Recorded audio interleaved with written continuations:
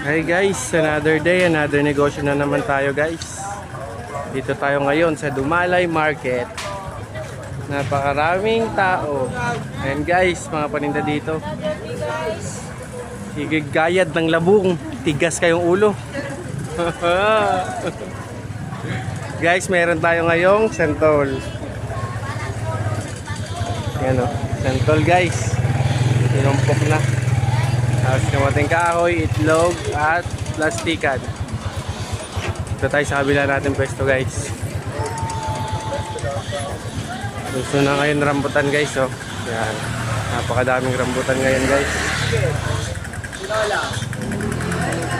Uy, tropa natin guys, oh. Nagtitinda ng ubas.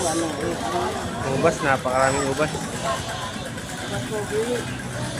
Wow! Yan guys, oh. Natanggalan niya ng bulok para ma-display niya na maganda. Ang paninda niya guys, gulay, talong.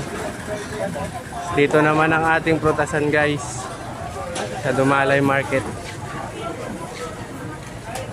Yan guys, ganda ng mga prutas guys. Punta tayo sa ating pwesto guys. Meron tayo ngayong bayabas guys. Yan o, hinog na. Pwede pang sigang, pwede rin pang papak. Yan ang ating pwesto, kamote. Kamote muna tayo guys. Yan. Yan tayong gami-gami, itlog. Hi Beng, good morning. Yan, dito ang ating chicharunan guys. Complete set. Sumingit pa sa gitna yung gamit ko. Tapos dito naman tayo sa kabila. Hi te, good morning te. Good morning! Kumain ka na te ah. Siyempre, pampaswerte! Yan. Para swertehin daw ang kanyang umaga. Yan ang gamit natin guys, oh. Peanut butter.